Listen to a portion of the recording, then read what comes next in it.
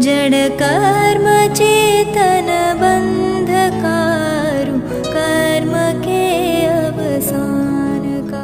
कह कर स्वरूप यथार्थ जग का जो किया उपकार है, उसके लिए जिन वाणी माँ को वंदना शत बार है, वंदना शत बार है, वंदना शत बार है।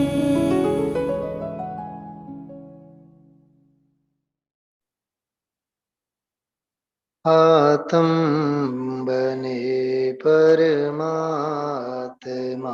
हो, शांति सारे देश में है। देश ना सर्वोदय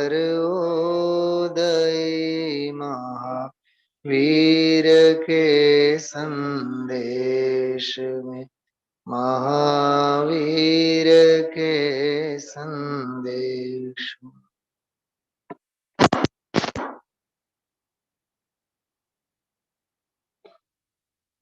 अहोभाव पुस्तक छे पूज गुरुदेव श्रीना निर्ग्रंथ मुनि भगवंतो अंगेना उद्गारो। अहोभाव भक्ति भाव, वैराग्य भाव, साधना सिद्धि ने अभिनंदन पाठवता एवा बोलो। अलीगढ़ से अभी एक नई पुस्तक छपी है जिसका नाम है अहोभाव। उसका नाम ही है अहोभाव और उसका दूसरा नाम है नमो लोए सव्व साहुणम, ऐसा नाम।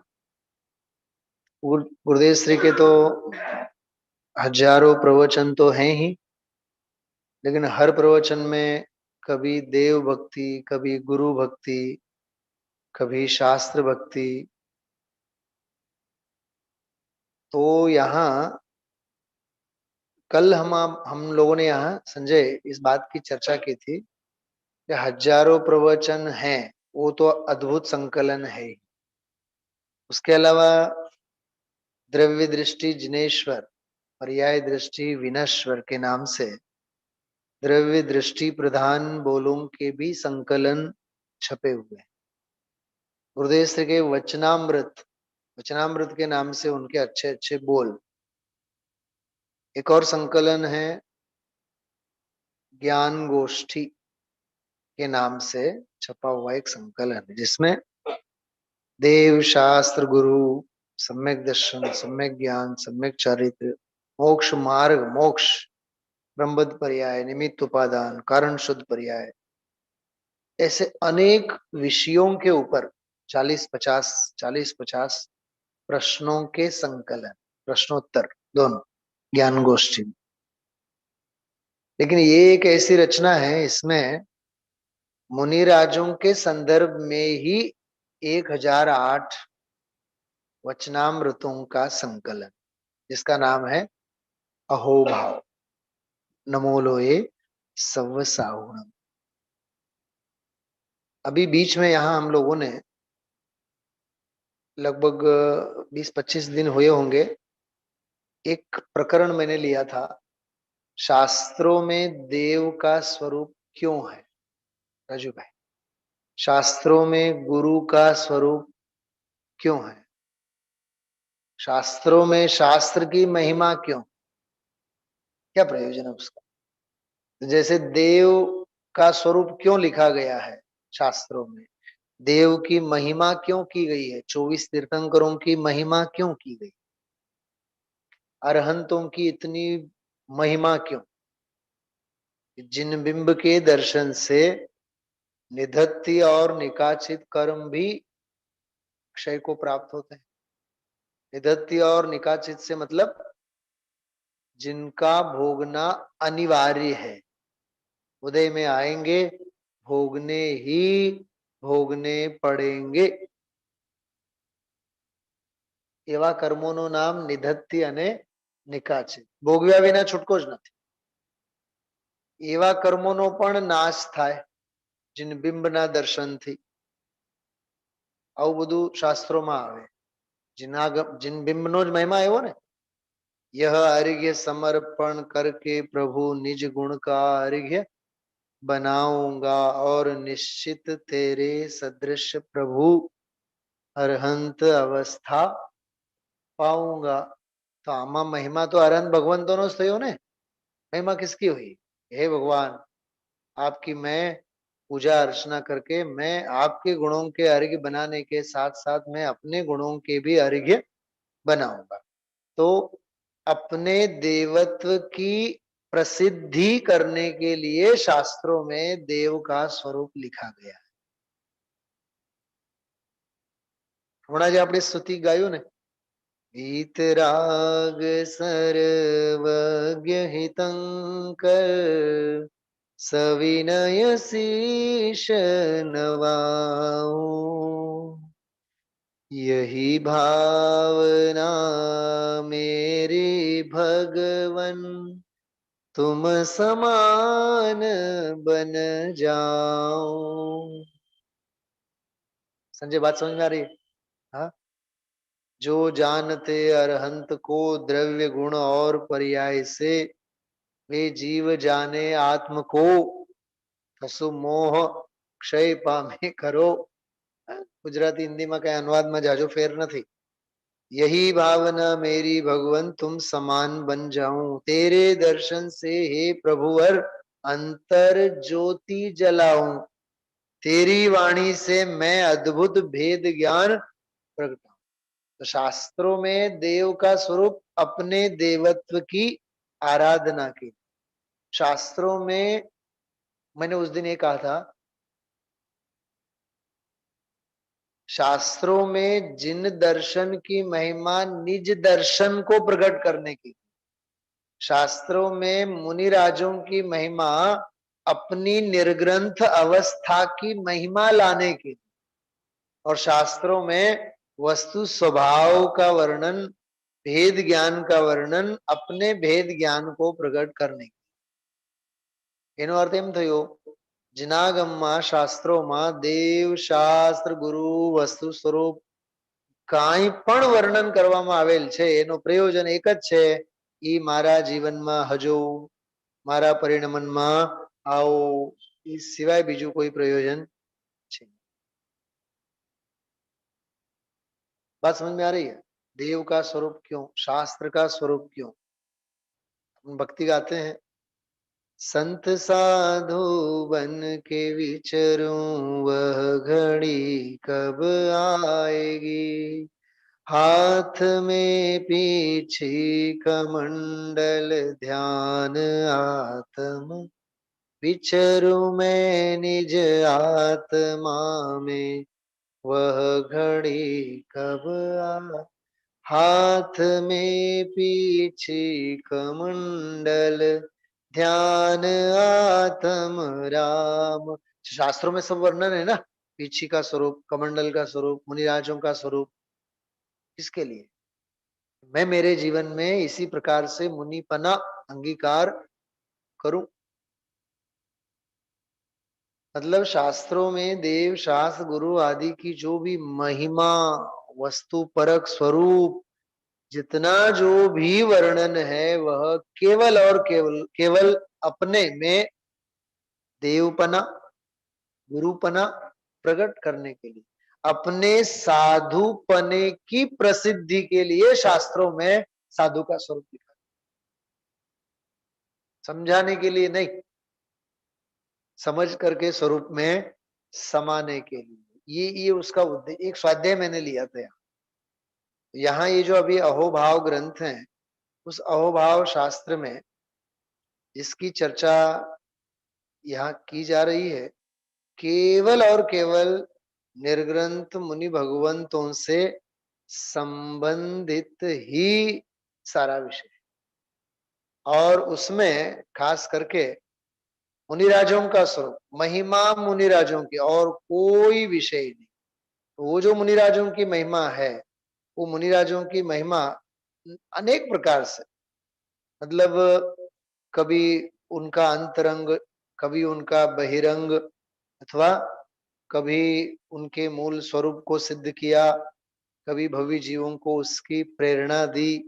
ऐसे नाना प्रकार से उनकी महिमा यहाँ करी है। इसलिए हम आप लोग इसकी चर्चा यहाँ अभी लेंगे। लगभग 40 एक बोल हमारे हुए हैं अभी। जैसे ये देखो, अहोभाव पुस्तक का नाम है। ક્યારેક આપણને વિચાર આવે પુસ્તકનું નામ અહોભાવ છે કે ગુરુદેવશ્રી જે બોલે છે એનું નામ અહોભાવ છે? गुरुदेवश्री के उद्गार अहोभाव वाले हैं कि पुस्तक का ही नाम अहोभाव है? पुस्तक का नाम तो लिखा गया है, असल में तो ज्ञानी के हृदय में, गुरुदेव श्री के हृदय में जो निर्ग्रंथ मुनि भगवंतों के प्रति उल्लास के भाव हैं, उन भावों का नाम है अहोभाव।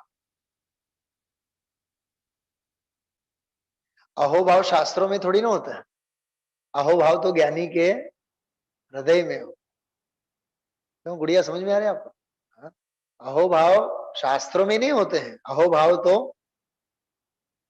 जैसे माँ बाप के प्रति, मम्मी पापा के प्रति आदर के भाव पुस्तक में लिख के रखे हैं, बिस्तर पे लिख के रखे नहीं, तो कहाँ है? बच्चों के दिलो दिमाग में। समझाय छे? देव शास्त्र गुरु प्रत्येनो अहोभाव शास्त्रों छे कि अहोभाव लावनाરના હૃદયમાં છે। હૈયા વગે ને હૃદય વગે એમ જાણો અહોભાવ। ये मुद्रा जो गुरुदेव श्री ने देखी જોઈને તમને ખ્યાલમાં આવશે। हाँ, यह हरिगे समर्पण करके प्रभु निज गुणकार, ये आ मुद्रा छे अथवा ये आ मुद्रा छे। परमात्म जो शक्ति छिपी है उसको अब प्रगटाऊं, ये आ मुद्रा नु नाम छे। गुरुदेव श्री नी मुद्रा एम कहे छे। आज मुद्रा छे ने ये मुद्रा एम कहे छे। हाँ, निज स्वभाव में थिर हो स्वामी भव सागर थिर जाऊं। मैं नहीं पर का पर नहीं मेरा, सुख राशि पद पाऊं।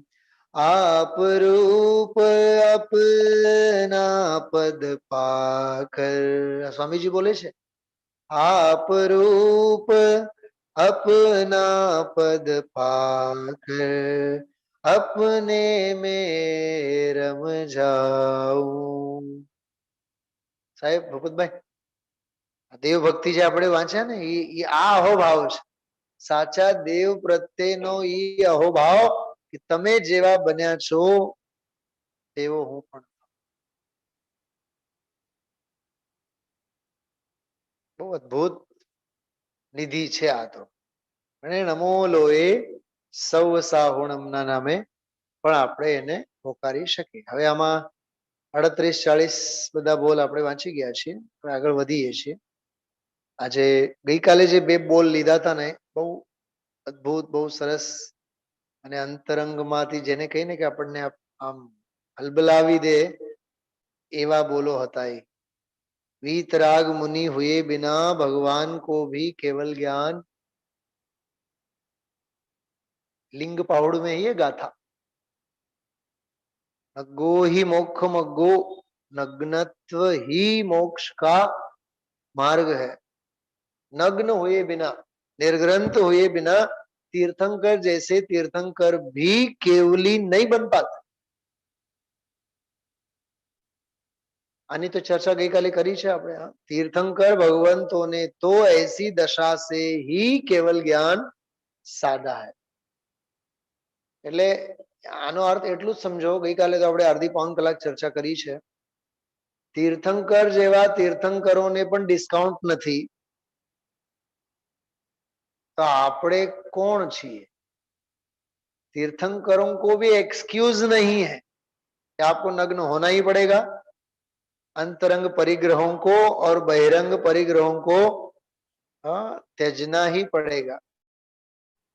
तुझको तपना होगा, तुझको तपना होगा। तू चक्रवर्ती हो तो तेरे घर में, तीर्थंकर हो तो तुम्हारे घर में, राजमार्ग तो सबके लिए एक सा ही होता है। સમજાણું? આ બોલનો એ અર્થ છે. એટલે બાહ્યમાંથી તો તારે નિર્ગ્રંથપણું તો લેવું જ પડશે. અંતરંગમાં આવશે ત્યારે જ આવશે. એ તો ક્રમ, એ વસ્તુ જુદી છે. શુદ્ધોપયોગ રૂપ મુનિપણું અંતરંગમાં પ્રગટશે તો જ બહારમાં એ દ્રવ્યલિંગ મુનિપણું પણ આવશે.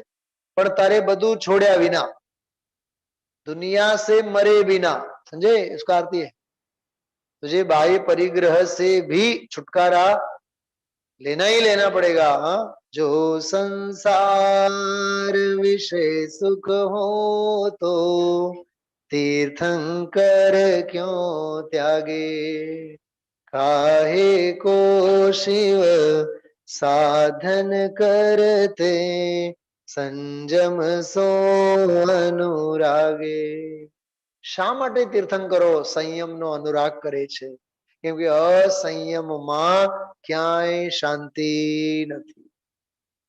असंयम में कहीं भी रत्ती भर भी शांति समाधान साता हाय हाय हाय हाय मची. निहाल भाई सोगानी जी पहली बार बंबई गए, संजय, बंबई गए, प्लेटफॉर्म पे उतरे और वहां की भीड़ भाड़ देख करके ट्रेन में बैठ करके कलकत्ता लौट गए. बोले कि मैं ऐसी आपाधापी वाली इस जिंदगी में रह नहीं सकता.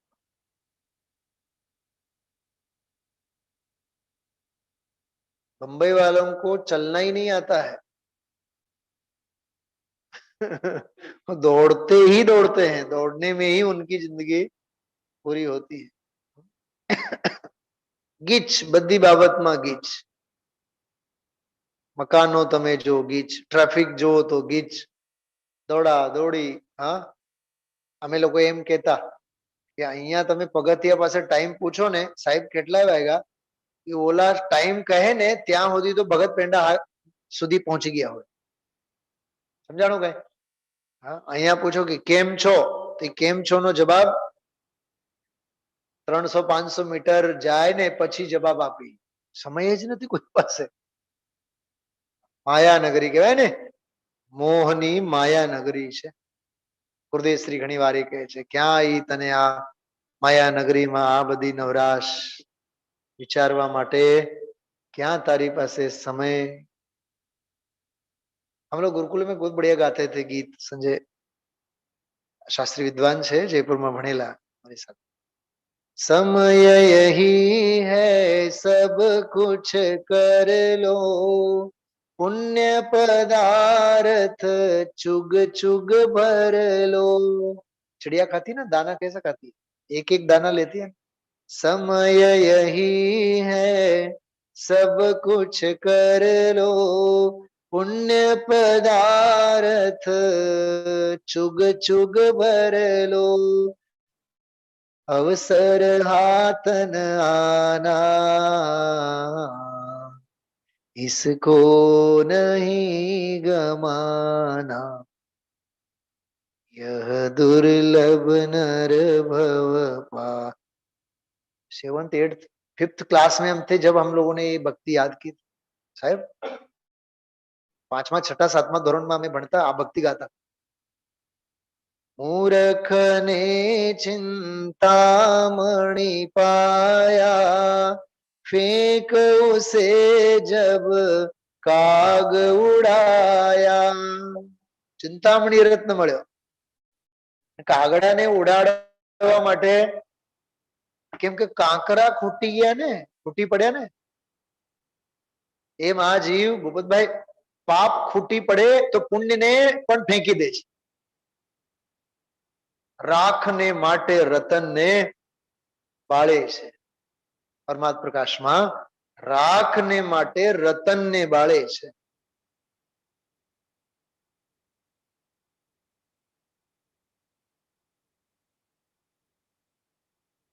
વિચિત્રતા છે. હા, मूर्ख ने चिंतामणि पाया, फेंक उसे जब काग उड़ाया, उसका गुण नहीं जाना. इतनी बढ़िया पंक्ति है ये, उसका गुण नहीं जाना. इस 412 નંબરની ગાથા. પ્રજ્ઞાનો દોષ અને પ્રજ્ઞાનો ગુણ. પોતાની પ્રજ્ઞાના દોષ વડે અનંતા પદાર્થોમાં રાગ દ્વેષ આદિકમાં તું પોતાના સ્વભાવને સ્થાપ્યો છે અને પોતાના પ્રજ્ઞાના ગુણ વડે જ તું જો ઈચ્છીશ તો એમાંથી પાછું ખેંચી શકીશ. કેટલી સરસ વાત છે. સમજાણું? પ્રજ્ઞા દોષ એ તારો, प्रज्ञानो गुण पण तारो. 412 नंबर की गाथा में है समय साथ. अपने प्रज्ञा दोष के कारण तू दुखी है और अपने प्रज्ञा गुण के कारण तू सुखी हो सकता है. वो सरस बात है, वो सरस बात. 412 नंबर ની गाथा में यह बात है. वीतरागी मुनि हुए बिना भगवान को भी केवल ज्ञान नहीं होता. तीर्थंकर भगवंतों ने तो ऐसी दशा से ही केवल ज्ञान की प्राप्ति की है. सादा है. प्रवचन सार 219 नंबर की गाथा. गुरुदेव श्री के प्रवचन संजय सुनना, रोमांच हो जाएगा तुम्हें. सदगुरु प्रवचन प्रसाद. गुरुदेव श्री के प्रवचनों के संकलन छपते थे. कब? 1951 1951 में छपा हुआ है. तब का बोल है, लगभग 72-73 साल पहले की बात. ये बोल भी लिया था हम लोगों ने आगे वाला. जिस प्रकार घोर निद्रा में सोते हुए को आसपास की दुनिया का भान नहीं होता, नहीं रहता, उसी प्रकार चैतन्य की अत्यंत शांति में स्थिर हुए मुनिवरों को जगत के बाह्य विषयों में किंचित भी आसक्ति. थोड़ा सा हम लोग आज अलग से इसकी व्याख्या करते हैं. एक 5 मिनट साहेब સાંભળો. થોડુંક નવી ભાવના સાથે આપણે એમ કહીએ કે મુનિરાજ ઉપસર્ગ જયી હોય છે. એ કહીએ ને આપણે ઉપસર્ગ જયી હોય છે, પરિશહ જયી હોય છે. ખબર ને મારું મન માનતું નથી. બેન સમજાય છે તમને? આપણે એમ કહીએ ને કે મુનિરાજ તો ઘોર ઉપસર્ગોના વિજેતા હોય છે, પરિશહોના વિજેતા હોય છે. અહીંયા ના પાડે છે. इस बात में क्या दम है संजय? जो शुद्धोपयोग में लीन है उन्हें परिसह आए क्या और उपसर्ग आए क्या और उपसर्ग दूर हुए क्या, उनसे क्या लेना देना उन्हें? यशोधर मुनिराज को तो पता ही नहीं चला कि उनके ऊपर उपसर्ग हुआ. 700 मुनिराजों को तो पता ही नहीं चला कि उनके ऊपर उपसर्ग हुआ. वो तो अकंपन आचार्य को पता चला, जो सबसे ज्यादा कंपायमान थे. बढ़िया क्या कहा मैंने? आचार्य थे ना, अकंपन आचार्य, 700 मुनिराजों के संघ के सेनापति. नाम था अकंपन आचार्य, लेकिन सबसे ज्यादा कंपायमान वे ही थे. क्यों? उन्हीं को पता था कि उपसर्ग आने वाला है, उन्हीं को पता था कि उपसर्ग दूर हो सकता है, उन्हीं को पता था कि विष्णु कुमार की मेहरबानी से ही उपसर्ग दूर होगा. 700 को कुछ नहीं पता था. उपसर्ग आने वाला था ये भी नहीं पता था, उपसर्ग आया था ये भी पता नहीं था, और उपसर्ग दूर भी हुआ ये भी पता नहीं था. पॉइंट मारो समझाय छे? तो एने उपसर्ग जयी अने परिसह जयी कहेवुं એ કઈ વાત જામતી નથી, बात बनती नहीं है, कुछ उसमें दम नहीं नजर आता है. वेद ज्ञान की ज्योति जलाकर शुद्धात्म में रमते हैं. मुनिराज तो एवा होय छे, क्षण क्षण में अंतर्मुख हो, सिद्धों से बातें करते हैं, सिद्धों से बातें. एवा मुनिराजोने क्या परिसह अने क्या સૌથી મોટો પરિસહ અને સૌથી મોટો ઉપસર્ગ તો ઉપયોગની ચંચળતા છે. क्या कहा मालूम संजय मैंने अभी? सबसे बड़ा उपसर्ग, सबसे बड़ा परिसह तो अपने उपयोग की अस्थिरता है. सबसे बड़ा उपसर्ग, घोर उपसर्ग तो मोह का है. सबसे बड़ा उपसर्ग तो राग और द्वेष का है. कषाय ये सबसे बड़े उपसर्ग हैं, सबसे बड़े परिसह है. जीतो तो उन्हें जीतो, बाहर से तो जीतने से रहे. બહારમાં કોણ છે જેને જીતવા જવાના આપણે? શત્રુ તો અંદરમાં બેઠા છે. બેન સમજાય છે? અનિર્વારો દ્રેક સ્ત્રીભુવન જયી કામ સુભટ कुमारावस्थायां मपि निज बलादेन विजित. हे भगवान महावीर स्वामी, आप धन्य छो. केवा धन्य छो? अनिर्वारोद्रेक, अनिर्वार छे उद्रेक जेनो, जिसको रोक पाना संभव नहीं है, ऐसे काम रूपी सुभट ने तीनों लोकों के ऊपर एक छत्र राज्य जमाया है. बोलो, 5 इंद्रिय के विषय वासना से कौन बच पाया है? चक्रवर्ती जैसे चक्रवर्ती भी.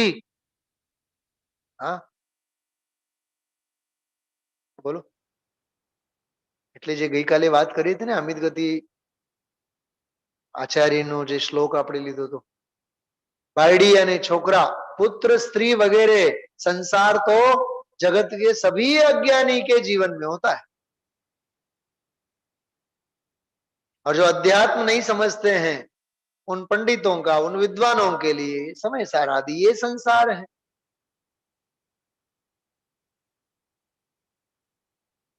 परिग्रह के शक्ल बदल गए लेकिन पाप नहीं बदला. क्या कहा? परिग्रह के शक्ल सूरत बदल गए लेकिन पाप नहीं बदला. क्योंकि मूर्छा भाव तो विद्वानों को शास्त्रों में है और अज्ञानी को पति, पत्नी, बाल बच्चे. मेरा एक बेटा इंजीनियर, मेरा एक बेटा डॉक्टर, हमारे सास ससुर डॉक्टर, हमारे सास ससुर बड़े पैसे वाले, नाम वाले, ऊंची दुकान, कैसे पकवान. हाँ, ऊंची दुकान और फीके पकवान.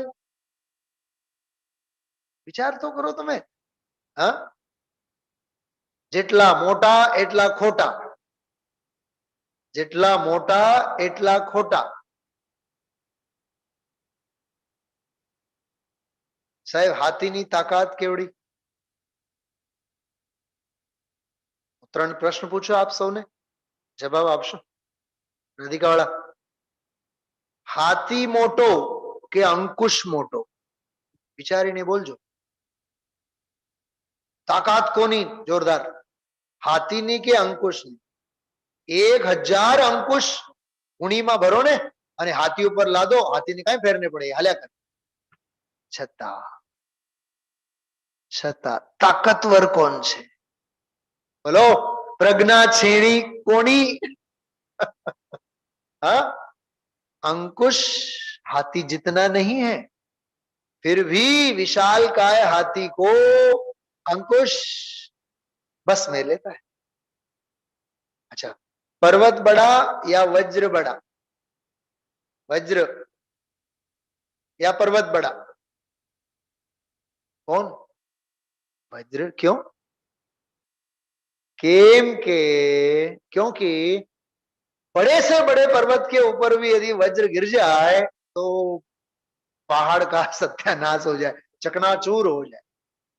दिखने में पहाड़ बड़ा है लेकिन असल में तेजस्विता वज्र में. अच्छा, पूरे इस मंदिर के प्रांगण में अंधेरा छाया हुआ है, पूरे प्रांगण में. हाँ, एक कोने में कहीं छोटी सी मीनबत्ती लगाओ, दिया जलाओ, तो दिया बड़ा है कि अंधेरा बड़ा है? दिया अंधेरा जितना तो नहीं है, फिर भी पूरे अंधकार को, अंधेरे को दूर करने में सक्षम है.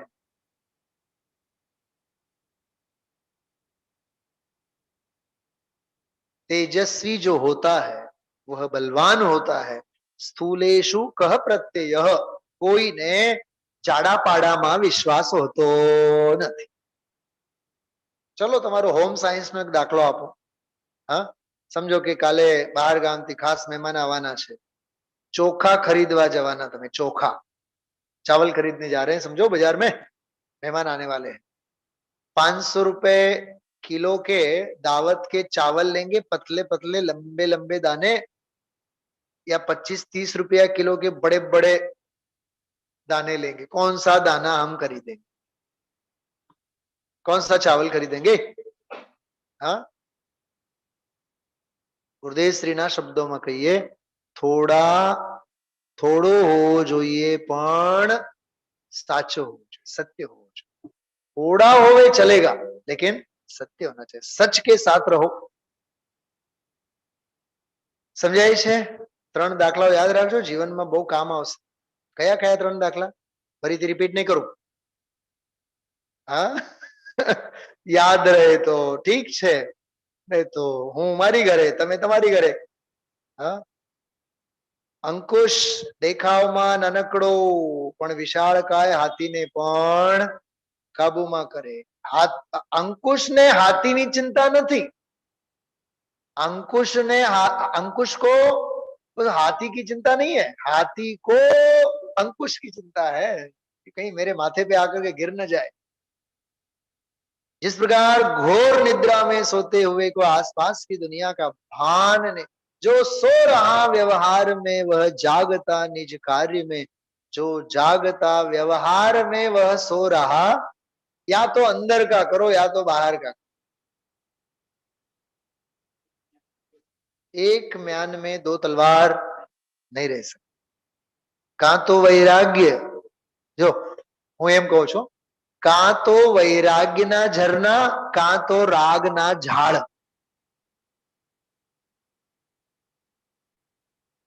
કાં તો વૈરાગ્યના ઝરણામાં અવગાહના કરો, શીતળતાને સ્પર્શ કરો, કાં તો રાગ દેશના આગમાં ઝૂલસો અને બળી બળીને બળતા થઈ જાઓ, જે અનાદિકાળથી થાય છે. અને બેઉ એક म्याનમાં તો બહુ અદ્ભુત વાત છે આ. એક म्याનમાં न रहे. क्यों जम्बू स्वामी को एक ही रात में इतना वैराग्य हो गया? रात एक ही रात पूरी रहे बैठे, और उनको भी साथ में लेके गए, तीनों को, चारों को, चारों राजकुमारियों को. पता है गुड़िया नाम क्या था? उन चारों का नाम क्या था पता है? 4 रानियों का नाम क्या था? मैं कह रहा हूं जम्बू स्वामी की कथा. रूपश्री, कनकश्री, विनयश्री, मालाश्री, क्या बढ़िया नाम थे. चारों राजकुमारी यहाँ भी अर्जिका की दीक्षा लेकर के चले. तो इतनी सुंदर रानियां हैं, तो राग में क्यों नहीं वो बसे रहते? कि नहीं, हमारे हृदय में अभी वैराग्य उछल रहा, हम इस राग के संयोगों में नहीं रह सकते. उदासीनता, वैराग्य, ये आवाज है. उसी प्रकार चैतन्य की अत्यंत शांति में, अत्यंत शांति એટલે અનંત શાંતિ એમ લેવાનું. અત્યંત શાંતિ એટલે પૂરેપૂરી શાંતિ. કેવડી શાંતિ? કે અનંત શાંતિ. मुनिवरों को जगत के बाह्य विषयों में किंचित भी आसक्ति. एक अजी दाखलो आपको तुमने, बहुत सरस संजय. विष्णु कुमार मुनिराज आए, 700 मुनियों का उपसर्ग दूर किया, तो और 6-8 महीने उनकी चिंता करते ना, उनको अच्छी जगह विहार कराते. नहीं, ये हमारा काम नहीं है. उपसर्ग दूर हुआ, हम फिर दीक्षित होंगे और अपनी स्वरूप की आराधना करेंगे. कौन? विष्णु कुमार. 700 की बात नहीं, वो 700 तो अपने अपने में डूबे रहे, लेकिन उपसर्ग दूर हुआ, हमारा काम पूरा, हम चले हमारे स्वरूप की आराधना. यह बात से किंचित भी आसक्ति नहीं होती. मुनिराजों के लिए नित्य विहार कहा गया है. वो एक जगह यदि रहेंगे तो राग देश आदि के फंगस पैदा हुए बिना दे देंगे. फिर हमारा मंदिर, हमारी समाज. दादा एक उदाहरण देते थे ना, 2 मित्र गए एक को प्यास लगी, पूछा दूसरे से, ये जंगल में से अपन निकल तो जा रहे हैं लेकिन छोटा सा गांव है, प्यास लगी, चलो अपन पानी के लिए पूछते हैं, कौन है अपनी पहचान का? बोला है ना, हमारे पर दादा ने यहाँ पाड़ा बेच के गए थे, वो हमारे सगे संबंधी, उनके पास जाकर के अपन पानी पीते हैं। શું એની સાથે તારે લાગે વળગે? 24 કલાકમાં આપણે ટ્રેનમાં સફર કરીએ ને, 24 કલાકમાં જ એક બે ત્રણ પાત્રો સાથે સ્નેહના તાંતણા જોડાઈ જાય. ઓહો, તમે જાગનાથ નવામાં રહો છો? ઓહો, અમે તો જૂનામાં રહીએ છીએ. અચ્છા, પંચનાથ અમે 5માં, તમે ક્યાં રહો? તમે 4માં. આપણે તો પાડોશી કહેવાય.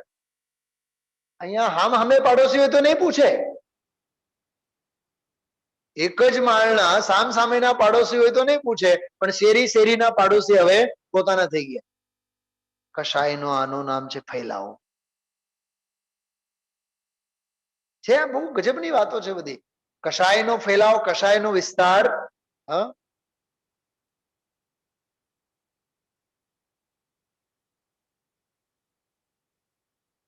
સમજવા જેવું છે.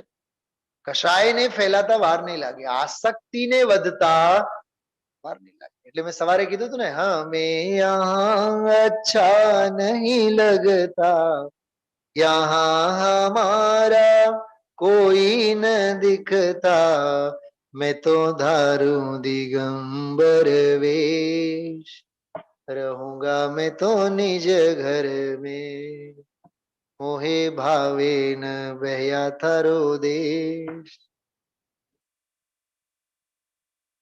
કેમ ભૂપતભાઈ, મુંબઈ તમે જાઓ, આવડી મોટી મુંબઈ, 50-50 માળના મકાનો જોઈને મોઢામાં પાણી નહીં આવે? આમાં એકાદ માળ મારો, એકાદ મકાન મારો, પણ છે જ નહીં ને. સમજાય શું કહું છું? યહાં હમારા કોઈ ન દિખતા, છે જ નહીં તો દેખાય ક્યાંથી? दिखता नहीं है ऐसा नहीं है ही नहीं, समझे? दिखता नहीं है ऐसा नहीं है ही नहीं, होवे तो दिखे. बेंश्री का एक वाक्य है, सारी दुनिया से मरो तो ये काम करो, सारी दुनिया से तुझे मरना पड़ेगा, तभी ये अंदर अंतरंग की साधना हो सकती है. अत्यंत शांति में स्थिर हुए मुनिवरों को जगत के बाह्य विषयों में किंचित भी, तिल तुष मात्र भी आसक्ति नहीं हो. बहुत सुंदर बात है. आगे चलते हैं, एक दो और बोल लेते हैं. मुनि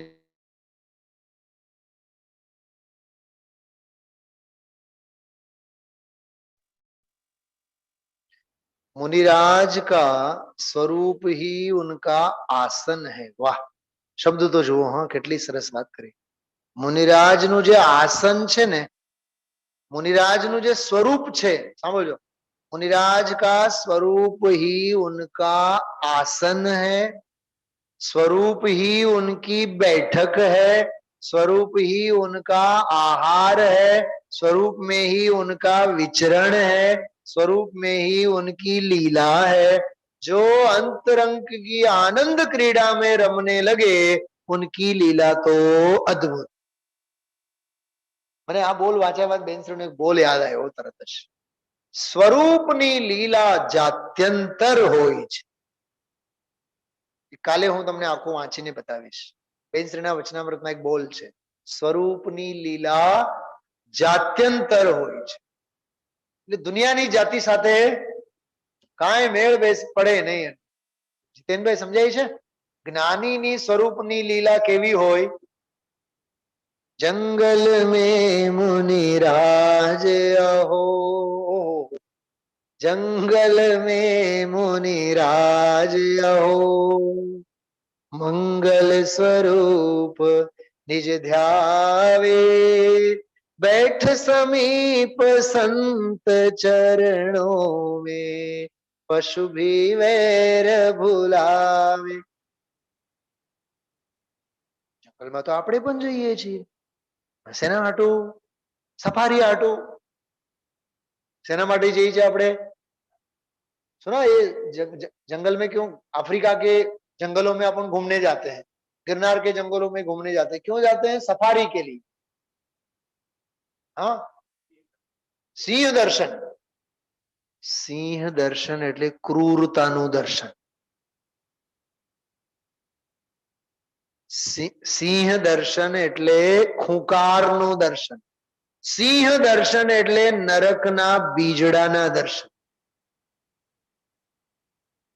હા, મહાવીર પુરાણમાં સિંહના દર્શન નથી થયા તને? महावीर पुराण में सिंह दर्शन नहीं हुए? हाँ, बात सही है। महावीर पुराण के सिंह के दर्शन तूने लिए ही नहीं है, किए ही नहीं है, इसलिए जंगलों के सिंह देखने में तुझे रस आता है। क्या गजब की बात है।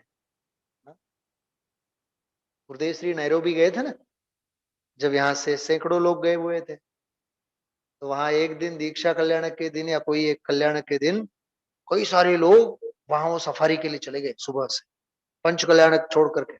गुरुदेव श्री को पता चला, बराबर रिमांड में ले लिया। फिर सायंकाल के प्रवचन में हा हा हा हा हा हा प्रतिष्ठा उजववा आवे छे અને આ પશુઓને જોવા જાય છે, કાં તો એમાંથી આવ્યા છે, કાં તો એમાં જવાની તૈયારી છે, या तो उसमें से आए हुए हैं या तो वहां जाने की तैयारी में। पंच कल्याणक के दिनों में अनुशासन क्या एમાં रस लेवा જેવું નથી। संजय, मैं पहली बार लगभग 21 दिन था लंदन में, लेकिन मैं कोई लंदन घूमने घूमने गया ही नहीं, गया ही नहीं। पहली बार जब गया था, दूसरी बार गए थे फिर जबरदस्ती फिर ले जाना हुआ तो देख के आए एक दो। आपड़ू काम नहीं, ये आपड़ू धाम नहीं, शुद्धात्म है मेरा नाम मात्र जानना इतना ही है असल में अपना काम। मुनिराज का स्वरूप ही उनका आसन। साहेब, हाँ, आने हूँ थोड़ा मॉडर्नाइजेशन में मीनिंग करूं साहेब, वकील साहेब, लो प्रोफाइल वाला, कोई हाई प्रोफाइल नहीं। हा? हमारे संजय जी शास्त्री मनुक्ख के बेदाने, मनुक्ख के सबसे बड़े व्यापारी, सागर के नामचीन व्यापारी। नहीं, हमें कोई प्रोफाइल की आवश्यकता नहीं है।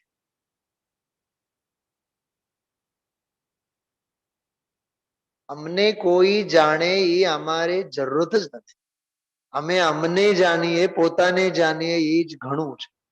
राजू भाई, हमेशा लो प्रोफाइल, क्यों રહેવાનું? Low profile. समझे, बात समझ में आ रही है? हमें कोई हाई प्रोफाइल की आवश्यकता नहीं है। स्वरूप ही आसन है, स्वरूप मां ज विराजे छे, स्वरूप ही बैठक है, तो कुर्सी की क्या आवश्यकता? हमें कुर्सी चाहिए ही नहीं, क्योंकि हमारा स्वरूप ही हमारी बैठक, स्वरूप ही आहार, हमें कोई आहार की आवश्यकता। नित्यामृत भोजी, बंद अधिकार, नित्यामृत भोजी मुनिराज, स्वरूप में ही विचरण, हमें कहीं घूमने घामने जाना ही नहीं है, स्वरूप में ही विचरण। धन्य मुनिराज का हार, धन्य मुनिराज का विहार, धन्य मुनिराज का जीवन।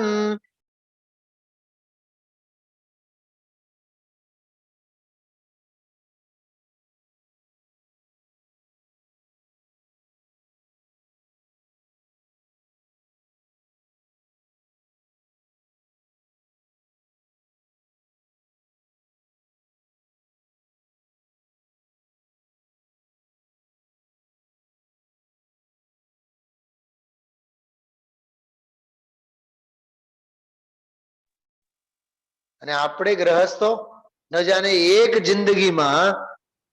જિંદગીમાં કેટલી બધી રમતો રમીએ છીએ। સમજાય છે બેન શું કીધું મેં? એટલે જ બેનશ્રી કહે છે મારે હવે રમત રમવી। મને ઓનલાઈન ઓલું કાઢીને આપો તો રાજુ, ગૂગલ ઉપર સર્ચ કરો, મારે રમત રમવી નથી, નીકળશે છે એમાં, ઇમેજમાં જાઓ, નીકળી જશે। मुनिराज का स्वरूप ही उनका आसन है, स्वरूप ही उनकी बैठक है, स्वरूप ही उनका आहार है। आहार जो आहार એટલે ચારે બાજુથી જેને ગ્રહણ કરે છે, स्वरूप ही उनका विचरण है, स्वरूप ही उनकी लीला। जो बैठक पण स्वरूप અને विचरण पण स्वरूप। क्या कहा? बैठना भी है तो स्वरूप में और चलना भी है तो स्वरूप में। स्वरूप ही उनकी लीला है। जो अंतर की आनंद क्रीड़ा में रमने लगे उनकी लीला तो साहेब आनो अर्थ એટલું જ છે, અંદરની લીલા એ સાચી લીલા છે, આ બહારની લીલા તો રાખના રમકડા છે। ગુજરાતીમાં ગીત છે, રાખના રમકડા, બધા રાખના રમકડા છે। આપણે તો કર્મે રમાડી રહ્યા, ઓલા રામ ઓલા ને રામ, રામ વાળા ને રામ। હા બધા આપણે ત્યાં મોહ કર્મે, નામ કર્મે। આવું છે, બહુ વૈરાગ્ય પ્રેરક છે આ બધું। परम पावन मुनिवरों के पावन चरणों में नमो, पावन चरणों में नमो। शांत मूर्ति सौम्य मुद्रा आत्म आनंद में रमो, आत्म आनंद में। આવો આ અંદરનો આનંદ એટલે એક જ કન્સેપ્ટ છે મુનિરાજો। મુનિરાજનું વ્યક્તિત્વ, પણ એક મુનિરાજના વ્યક્તિત્વ થકી અંતરંગની કેવી ગજબની સાધના અને આરાધના છે એ આપ કલ્પી શકો, આપ વિચારી શકો, બરાબર? એનો આનંદ આપણે મળ્યો ને। વોલ્યુમ નહીં, મારે વિડીયો નથી જોતો, ઇમેજ ઓલું કરો, લખેલું છે ઓનલાઈનમાં। ચલો સમય તો થઈ ગયો છે, 9 વાગી ગયા છે, વિરામ લેશું આપણે, વિશેષ ચર્ચા આગળના બોલોની પછી।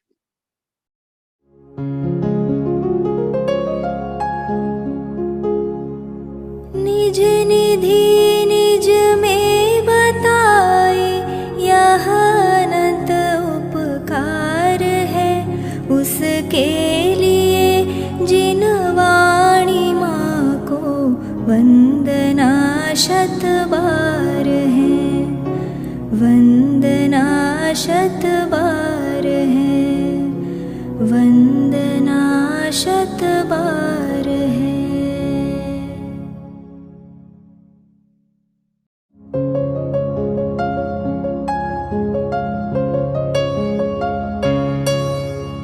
हे जिन वाणी भारती तो ही जपो दिन रैन, जो तेरी शरणा गहे सो पावे सुख चैन।